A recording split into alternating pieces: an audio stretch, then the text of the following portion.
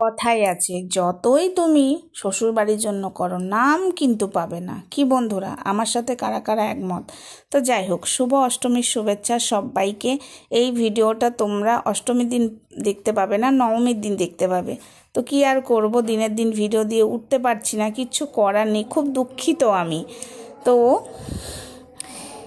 সবার ফার্স্টে বলি হাই ফ্রেন্ডস, সোমা ওয়ার্ল্ডে তোমাদেরকে অনেক অনেক স্বাগত আর অনেক অনেক ভালোবাসা। চলে এসছে আবার আর একটা ভিডিও নিয়ে। হ্যাঁ, আমি ভয়েস দিচ্ছি যেহেতু অনেক জায়গায় গান বাজছে, অনেক জায়গায় জোরে জোরে গান বাজছে, সেগুলো কপিরাইট খাবো, তারপরে লোকের আওয়াজ কিচিমিচি, তখন আমার কথা তোমরা শুনতে পাবে না, ওই জন্য আমি ভয়েস দিচ্ছি।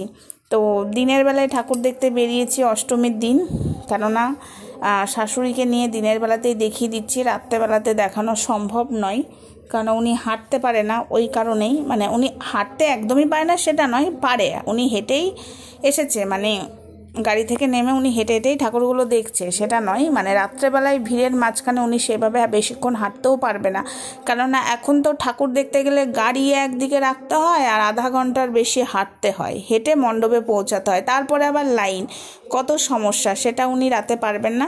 তো ওনাকে দিনেই দেখিয়ে দেওয়া হচ্ছে, প্রত্যেক বছরই সেটা করি। তোমরা যদি আমার আগের ভিডিও দেখো সেটাও দেখতে পাবে যে দিনের বেলাতে অষ্টমীর দিন ঠাকুর দেখতে বেরোয়। আর এবছর তো সন্ধি পুজো, অষ্টমীর সব কিছু দিনের বেলাতেই হয়ে গেছে, তারপরেই বেরিয়েছিলাম, তার মাঝখানে একটু বৃষ্টি হয়েছে, তো আর কি করা যাবে। তো এই তোমরা আমার কথা শোনো আর মা দুর্গাকে দর্শন করো, আর তার সাথে প্যান্ডেল দেখতে কিন্তু ভুলবে না। মণ্ডপটাও দেখো খুব সুন্দর লাগছে, দিনের বেলাতে এত সুন্দর লাগছে, রাত্রেবেলায় লাইটিংয়ে কত সুন্দর লাগবে বুঝতে পারছো? তো ওনাকে একটুখানি দিনের বেলাতেই দেখিয়ে দিচ্ছি ঠাকুর মণ্ডপগুলো, তারপরে আমরা আবার রাত্রেবেলায় বেরোবো, সেটারও ভিডিও একসাথেই দিচ্ছি, কারণ আলাদা আলাদা পাট পাট করে দিতে পারছি না। এমনিতেই তো তোমাদের কাছে আমি ভিডিও পোস্ট করতেই পারছি না, এতটাই ব্যস্ত। এটা আমি এই নবমীর দিন সকালবেলাতে ভিডিওটা এডিট করছি, বললে বিশ্বাস করবে না যে মানে কি আর বলবো, মানে অনেক কষ্ট করে করছি। তো যাই হোক, এই একটা মণ্ডপ দেখা হয়ে গেল। আর এই আমাদের এখানে অপারেশন সিঁদুর বানিয়েছে, মানে মণ্ডপের থিম অপারেশন সিঁদুর, তোমরা দেখতেই পাচ্ছ এখানে সবটাই তুলে ধরা হয়েছে। হ্যাঁ, তোমরা কতটা কি বুঝতে পারছো আমি জানি না, আমার কথাটাও মন দিয়ে শোনো আর দেখো। তো যেটা বলছিলাম, মানুষের জীবনের দাম নেই, কিন্তু তুমি যতই করবে, যার জন্যই করো, নাম কিন্তু তুমি পাবে না। করে তোমার জীবনটা শেষ দিয়ে দাও, তাতেও তোমার নাম নেই। এটা কিন্তু বাস্তব কথা, এটা সত্যি কথা। এখন বলবে সমাধি পুজো ঘণ্টার দিনে কেন বলছো? না, এটা আমার মনে হলো তাই বললাম। এটা মানে তোমাদের সঙ্গেও হয়, যতই যার জন্য করা, আর এটা তো বাস্তব, যতই যার জন্য করি না কেন তাও তুমি নাম পাবে না, একদমই পাবে না। এটা একদম আমি নিজে ফিল করেছি। আমি সোশ্যাল মিডিয়া থেকে বলছি, মানে সোশ্যাল মিডিয়ার কিছু মানুষেও আমার সাথে একমত হবে, এটা সত্যি কথা। যেসব মানুষরা করে না তাদের কিন্তু বাস খাওয়ারও ভয় নেই, তাদের কথা শোনারও ভয় নেই, তারাই বরঞ্চ কদর পায়। আর যেসব মানুষ করে তাদের কিন্তু কদর নেই, আছে কি না? এক কথাই আছে না, ওই যে এক বৌমা যদি বিলেতে থাকে আর এক বৌমা যদি বাড়িতে থাকে, শ্বশুর শাশুড়ির সেবা যত্ন করেও তারপরে তোমার মানে সব কিছু করবে, কিন্তু ওই বিলেত থেকে যে বৌমাটা আসবে তাকে একদম মুখের গোড়ায় জল থেকে মানে 4 দিনের জন্য একদম মাথায় তুলে রাখবে। ওই যে দূরে থাকে, কিছু করে না, তারই সম্মান পাওয়া যায়। আর যে কাছে থেকে করবে তার সম্মান কিন্তু সত্যি নেই, কিন্তু সেই করবে লাস্ট অবধি। ছাড়ো, পুজো ঘণ্টার দিনে আমি আর কিছু বলতে চাই না, এটা সবার সাথেই হচ্ছে, এটা বাস্তব ঘটনা। তো তোমরা দেখতে পেলে অপারেশন সিঁদুর, তারপরে আমি চলে এসেছি গোপাল মাঠের প্রেম মন্দির। দেখতে পাচ্ছ বৃন্দাবনের প্রেম মন্দির এত সুন্দর বানিয়েছে, মানে ও মাই গড। তোমাদের সাথে আমি শর্ট ভিডিওর মাধ্যমেও শেয়ার করব, বিশ্বাস করো। শর্ট ভিডিওটাও মানে বড় ভিডিওর থেকে শর্ট ভিডিওটা আর একটু ভালো করে আমি তুলতে পেরেছি। মানে বড় ভিডিও ক্যামেরাটা মানে কি করব, ঠেলাঠেলি করছে, এত ঠেলাঠেলি করছে বলার বাইরে। আর ভিড় হলে তো ঠেলাঠেলি হবে, তাই না? কার দোষ দেবো? কারোরই দোষ দেওয়া যাবে না, কেননা তারাও তো ঠেলাঠেলি খাচ্ছে, আমরাও ঠেলাঠেলি খাচ্ছি। এই যে আর কিছু কিছু মন্দিরে মানে প্যান্ডেলে কি করছে জানো তো, মানে আটকে দিচ্ছে গেটের কাছে, আর ওইখানেই ভিড়গুলো বেশি জমছে। এখানে অবশ্য আটকায়নি, গোপাল মাঠের প্রেম মন্দিরে মানে বৃন্দাবনের প্রেম মন্দিরে আটকায়নি, কিন্তু তাও ভিড়।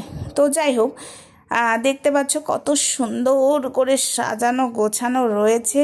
ও মাই গড, হয়ে গেছি আমি। তোমরা যারা যারা গোপাল মাঠের প্রেম মন্দির দেখতে পাওনি, মানে গোপাল মাঠে তোমরা সবাই জানো তো, অন্ডাল গোপাল মঠ, হ্যাঁ, সেখানে যারা যারা আসোনি এখনও, প্লিজ একবার দেখে যাও, মন ভরে যাবে। মানে আমার কাছে সবথেকে সেরা প্যান্ডেল, সেরা থিম এই যে গোপাল মাঠের অন্ডালের প্রেম মন্দির। সত্যি বলছি, আমি এই ভিডিওটা এডিট করছি, মনে হচ্ছে যেন আমি ওখানেই আছি, বিশ্বাস করো। আর এই দেখো ভেতরে ঢুকছি এবার, তোমরা চারিদিকটা শুধু দেখো, তারপর আমি মানে কথা বলবো। কোনো কথা হবে না, শুধু তোমরা মন দিয়ে দেখো আগে।